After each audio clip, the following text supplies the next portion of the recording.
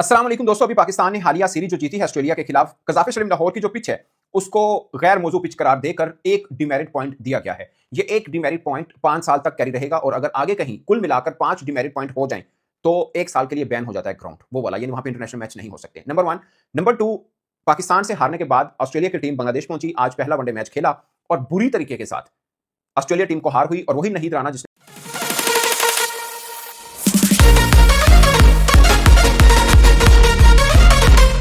Australia from Bangladesh side.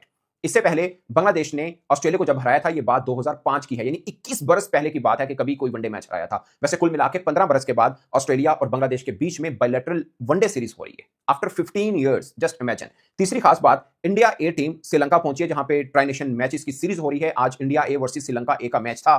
Gaikwad जो CSK के IPL में कप्तान होते हैं, इंडिया भी खेले हुए वनडे टी20 दोनों, उन्होंने 100 स्कोर किया है और ऑलमोस्ट श्रीलंका मैच ले गया था, बट फ्रॉम नोवेयर इंडिया ने कम बैक किया है और श्रीलंका को उनके होम ग्राउंड पर इंडिया ए ने शिकस्त दिया है। अच्छे बड़ा टाइट मैच हुआ, मगर खास बात यह है कि श्रीलंका ए के अंदर उनके 9 क्रिकेटर ऐसे हैं जो इंटरनेशनल क्रिकेट खेले हुए हैं, जबकि इंडिया ए के अंदर सिर्फ 3 क्रिकेटर ऐसे हैं जो इंटरनेशनल क्रिकेट खेले हैं। तो 3 खास खबरें हैं जिसके ऊपर हम आज की बात करेंगे। सबसे पहले डिमेरिट पॉइंट की बात करते हैं। खाली कज़ाफ़ी स्टेडियम नहीं बल्कि लॉर्ड्स टेस्ट, जहां पर न्यूजीलैंड और इंग्लैंड के बीच में टेस्ट मैच हुआ, वहां पर भी अनइवन बाउंस था जिसकी वजह से उस ग्राउंड को, उस पिच को भी डिमेरिट पॉइंट मिला है एक। और ये एक डिमेरिट पॉइंट जो है 5 साल के अरसे तक कैरी करेगा। मैं थोड़ा सा आपको बता दूं कि बिलो एवरेज पिच हो तो एक डिमेरिट पॉइंट मिलता है, अगर पुअर पिच हो यानी पिच की हालत इससे मजीद खराब हो तो 3 डिमेरिट पॉइंट मिलते हैं। अगर अनफिट पिच हो, अनफिट ये पिच होती है जिसमें बहुत गंदा बाउंस आए, किसी को जख्मी होने का डर हो और अंपायर करार दे दे कि ये अनफिट पिच है, यहाँ पे मैच ही नहीं हो सकता, वो अनफिट पिच कहलाती है, उसके 5 डिमेरिट पॉइंट होते हैं। यानी अगर एक बार भी वो पिच ऐसी बन जाए जिसमें बाउंस बड़ा बुरा आए, अनफिट हो, मैच ही ना हो सकता हो, उसको 5 डायरेक्ट डिमेरिट पॉइंट मिलते हैं और फिर वो ग्राउंड जो है वो 1 साल के लिए बैन हो जाता है, वहां पर इंटरनेशनल क्रिकेट नहीं होती। अभी कुछ अर्सा पहले हमने देखा था कि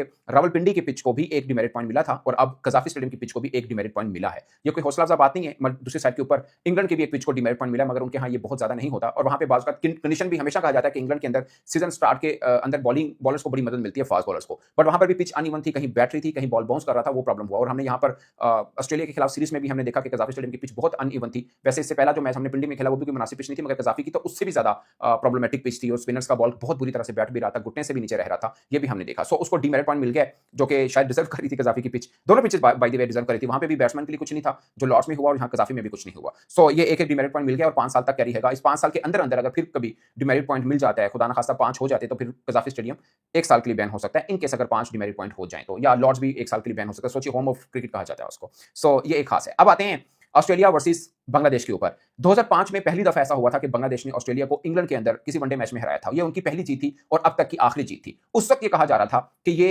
सबसे बड़ा अपसेट है उस टाइम का कि बांग्लादेश ने ऑस्ट्रेलिया को हराया। अगर उसमें भी 250 रन कर लिए थे, अशरफ ने सेंचुरी की थी, मुझे याद है आज भी कि बड़ी शानदार बल्लेबाजी उन्होंने की थी और वो मैच जितवाया था, बहुत सेलिब्रेट भी किया गया बांग्लादेश के अंदर। 2005 की बात है, आज से 21 साल पहले। उससे लेकर अब तक फिर बांग्लादेश कभी ऑस्ट्रेलिया को वनडे में नहीं हरा पाया और अब जाकर जब 15 बरस के बाद ऑस्ट्रेलिया और बांग्लादेश के बीच में कुछ सीरीज बांग्लादेश के अंदर हुई, बायलैटरल सीरीज की हम बात कर रहे हैं, तो फिर बांग्लादेश ने शिकस्त दी है ऑस्ट्रेलिया को। नहीद राना ने 4 खिलाड़ियों को आउट किया है, इसके अलावा मुसद्दिक ने, जिसके ऊपर बीपीएल के अंदर काफी शक शुबात पाए गए, उनका नाम था, उनको रोक दिया गया था, बड़े इश्यूज बने थे, बट अब उन्होंने वापसी की है। और क्या वापसी की है, वनडे के अंदर करियर बेस्ट अपनी 86 रन की उन्होंने इनिंग खेली। शांतु ने भी कमाल 50 की, इससे पहले लिटन दास ने भी जबरदस्त बल्लेबाजी की और बॉलिंग पर्सपेक्टिव में उनकी कंप्लीट बॉलिंग खेली। और खास बात यह है कि बांग्लादेश ने स्पिन ट्रैक नहीं बनाया। ये शुरुआत बाय द वे बांग्लादेश ने की थी कि वो अपने घर में बुलाते थे, स्पिन ट्रैक बना के सीरीज जीतते थे। फिर उनको अकल आई कि सीरीज जीत का क्या फायदा, बाहर जाते हैं तो बुरी तरह पिट जाते हैं, तो क्यों ना हम ऐसी ही तैयारी करें कि कहीं पे भी जाएं हमारे लिए ठीक हो। अब उन्होंने ये चीज छोड़ दी। आप सोचिए, उनका मुस्तफिजुर रहमान खेला, तास्कीन खेला, नहीद राना खेला। मुस्तफिज ने 2 आउट किए थे जब 9 मैंने देखा था, उसके बाद नहीद राना ने 4 खिलाड़ी को आउट किया। नहीद राना पेस के सामने ऑस्ट्रेलिया भी वैसे बुरी तरह से फिसला, बुरी तरह से गिरता हुआ नजर आया। बाय द वे, ऑस्ट्रेलिया का ये लगातार तीसरा वनडे मैच है जहां पे उनको ओपनर टिक नहीं पा रहा और सिफर की पार्टनरशिप लगी लगातार। 2 पाकिस्तान के खिलाफ भी ऐसा हुआ और अब भी बांग्लादेश के खिलाफ उनके साथ ऐसा ही हुआ। वो अलग बात है कि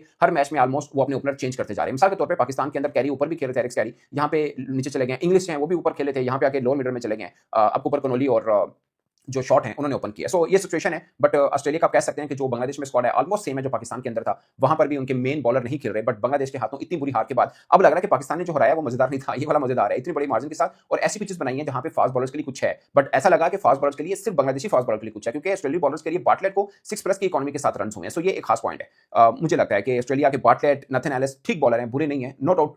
पैट कमिंस, हेजलवुड या मिचेल स्टार्क वाला नहीं है, बट फिर भी जंपा भी खेले हैं, नथन एलिस भी खेले हैं, वही स्क्वाड ऑलमोस्ट जो पाकिस्तान में खेला है। और 1 साइडेड हार दी है बांग्लादेश ने, जो कि बहुत बड़ी अचीवमेंट है बांग्लादेश के लिए। मुझे लग रहा है कि सीरीज के अंदर वो आराम से सीरीज को जीत लेंगे, क्योंकि पहला ही मैच बड़ा कन्विंसिंगली जीता है बांग्लादेश ने। सो नाहिद राणा अगेन वो प्रूव कर रहा है, न्यूजीलैंड के खिलाफ पंजा लगाया, पाकिस्तान को तो खैर टेस्ट वनडे दोनों में बुरी तरह से पीटा उसने, अब ऑस्ट्रेलिया के खिलाफ भी 4 विकेट ले गया। सो आई विश कि अगले किसी मैच के अंदर ये पंजा ऑस्ट्रेलिया को भी लगाए, क्योंकि तगड़ा बॉलर है, मजा आता है उसकी बॉलिंग देखकर, ईमानदारी की बात है। अब दोस्तों बात करते हैं श्रीलंका ए वर्सेस इंडिया ए। श्रीलंका ए के खिलाफ इंडिया ए ने 277 रन किए थे। सूर्यवंशी के ऊपर सबकी नजर थी, क्योंकि अभी बहुत हाइप दी गई उसको कि बहुत कमाल बल्लेबाज है। अगरचे अभी एक ही मैच है, बट पहले मैच में रन नहीं ज्यादा कर पाए, 12 रन बनाकर ही वो आउट हो गए। बट गायकवाड ने सेंचुरी की है, और मैं गायकवाड का ओडिया यानी लिस्ट ए का रिकॉर्ड देख रहा था, डोमेस्टिक जो लिस्ट ए है उसके 100 मैच हुए और 21 100 हैं, यानी हर 5वें मैच में 100 किया हुआ है उसने। और ये इंडिया टीम में दूर दूर तक कहीं नहीं है। अगरचे सीएसके की कप्तानी करता है, मगर कमाल बल्लेबाजी की है। अगरचे तिलक वर्मा ने भी 50 की, मगर 60 के स्ट्राइक रेट के साथ उसने बैटिंग की, बहुत ही ठंडी बैटिंग जिसको आप कहते हैं वो उसने की है। और श्रीलंका ने फाइट बैक की थी, खासकर उनके कप्तान साहन अच्छा खेले, बट जैसे ही वो कंबोज ने उनको अंशल ने उनको क्लीन बोल्ड किया, उसके बाद सूखे पत्तों की तरह बिखरी श्रीलंका की टीम और वो मैच हार गई। अगरचे सीधा मैच था, श्रीलंका आराम से मैच जीत रहा था, मगर कम बैक किया। अरशद खान जो है अभी आईपीएल में भी खेलते आपने देखा था, और उसने जबरदस्त बॉलिंग की, एंड में जाके उनको बॉलिंग मिली। मगर ये बात सच है कि इंडिया ए को जीत मिली है, बट बॉलिंग उनका बहुत ही बुरी है। अभी ये बात मैं इसलिए कर रहा हूं कि लिविंगस्टन ने 2-4 दिन पहले कहा था कि इंडिया में क्रिकेट का टैलेंट इतना शानदार है कि वो 4 टीमें बना सकता है। मुझे लगता है कि शायद टी20 की जिक्र कर रहे हो, क्योंकि वनडे में अगर ये इंडिया की स्टैंड बाय बॉलिंग है या बेंच स्ट्रेंथ बॉलिंग है, तो कोई बहुत खास बॉलिंग नहीं है। विद ड्यू रिस्पेक्ट, ये बॉलिंग इतनी मजे की लगी नहीं कि किसी इतने बड़े देश की ये आप कह सकते हो कि बेंच स्ट्रेंथ बॉलिंग है। बुरी तरह से आज नाकाम हो रहे थे। अगरचे कम बैक किया उन्होंने और मैच भी जीत गया इंडिया, मगर उनकी बैटिंग का रोल शायद ज्यादा है। अगरचे कम बैक तो बॉलर की बुनियाद के ऊपर किया, बट वन साइडेड मैच जा रहा था। श्रीलंका बड़ी जबरदस्त खेला था, 90+ की ओपनिंग पार्टनरशिप भी उनको मिल गई थी। But at the end of the day of course India A को जीत मिली और श्रीलंका ए को हार है। सो ये एक अच्छा है कि उनकी अपनी ए टीम को बहुत ग्रूम करते हैं इंडिया। अभी अफगानिस्तान ए के साथ भी मैच होगा, अफगानिस्तान ए टीम भी तगड़ी है, क्योंकि इससे पहले जो राइजिंग स्टार चैंपियनशिप हुई थी उन्होंने जीती हुई थी बाय द वे। अभी लास्ट टाइम पाकिस्तान जीता, उससे पहले अफगानिस्तान जीता हुआ है। उनकी ए टीम, इसमें श्रीलंका ए, पाकिस्तान ए, इंडिया ए, सब टीमें थी, बांग्लादेश ए भी थी, बट अफगानिस्तान जीती थी। पिछले से पिछले की बात करो, लास्ट टाइम जो है वो पाकिस्तान जीता है। सो अफगानिस्तान भी तगड़ी है। मुझे लगता है कि ए टीम के टूर्स हमारे होना भी जरूरी है। हमने 3 माह का कैंप रखा हुआ है नेशनल क्रिकेट स्टेडियम के अंदर, जो कि वो भी अच्छी चीज है, बट शायद आगे 2 वर्ल्ड कप देखेंगे।